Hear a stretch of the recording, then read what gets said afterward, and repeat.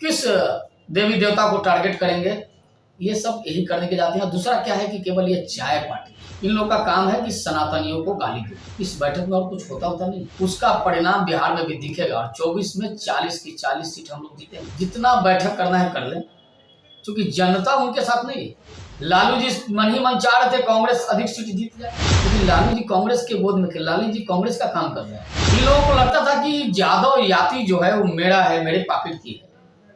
Bharatiya Janata party ने इसमें सेंध लगा दिया।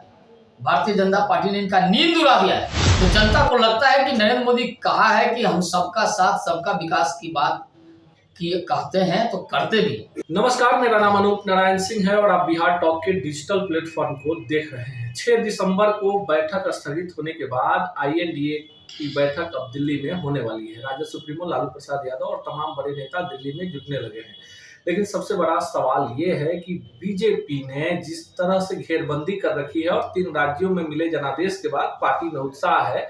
इसी विषय को लेकर बात करने के लिए हम हैं पटना में भाजपा कार्यालय में और हमारे साथ है पार्टी के प्रदेश प्रवक्ता राकेश कुमार सिंह जी। क्या लगता है, क्या होगा दिल्ली में? ये बैठक बिल्कुल बेनतीजा होगा, इसलिए कि इसके पहले 3 बार बैठक हो चुकी है।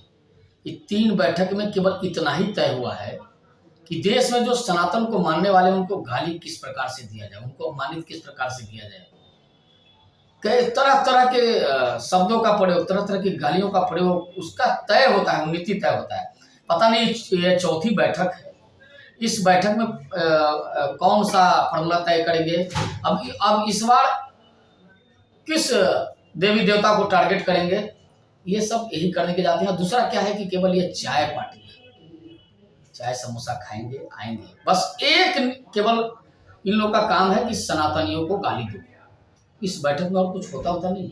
आप देख लीजिए, आज तक कोई संयोजक तय नहीं हुआ, कौन नेतृत्व करता हुआ होगा ये भी तय नहीं हुआ, कोई नीति बननी चाहिए वो भी तय नहीं हुआ।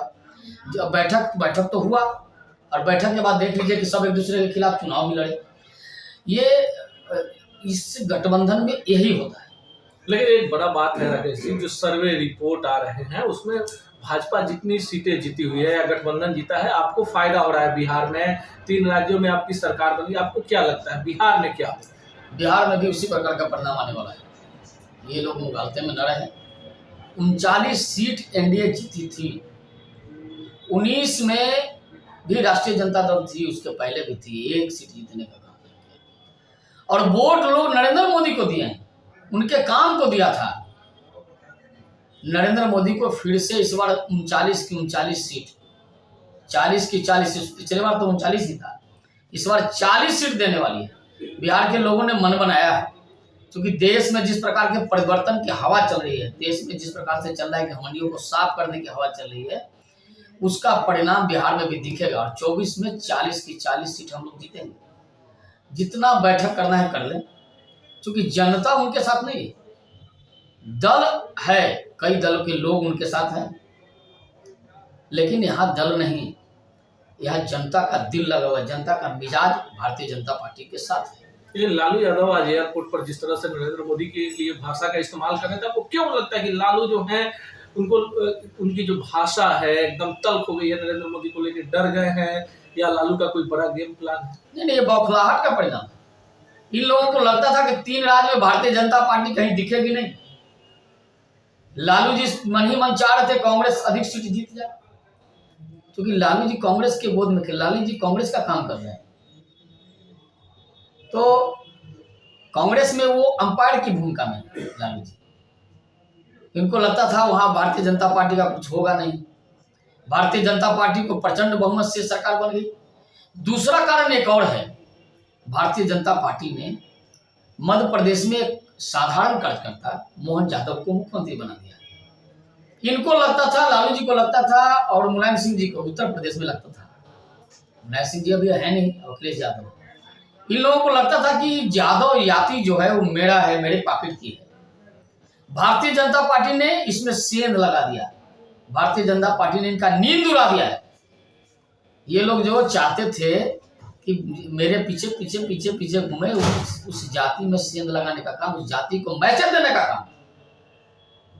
हम सबका साथ सबका विकास की बात करते हैं, उसको परिलक्षित करने का काम माननीय देश के प्रधानमंत्री नरेंद्र मोदी जी ने किया है। इसी की बेचैनी में ये तरह तरह के इस तरह का अनर्गल अमर्यादित शब्दों का प्रयोग करते हैं।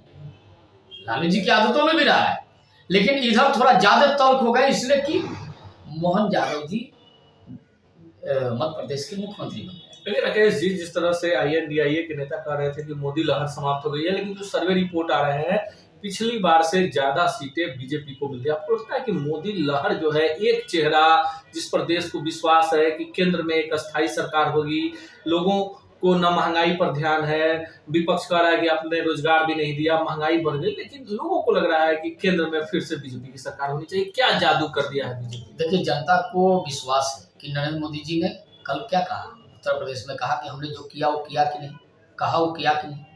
हमने कहा राम मंदिर बनाएंगे, 370 खत्म करेंगे। कई ऐसा चीज है, कैसी उदाहरण है जिसको जो कोण बन के बना हुआ था, कश्मीर की समस्या को सुलझाने का काम कर रहे हैं, लगे हैं, और कश्मीर भी शांत होगा, शांत हो रहा है। तो जो कहते हैं वो करते हैं।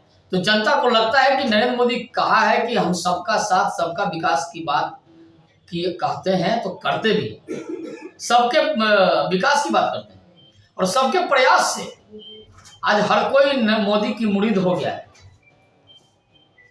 मोदी जी के सपनों का भारत बनाने में देश की जनता लगी हुई है।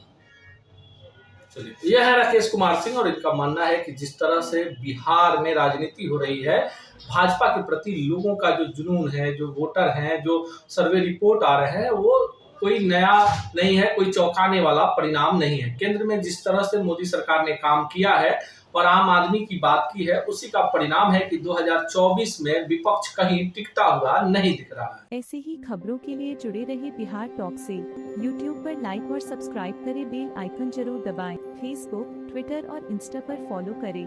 धन्यवाद।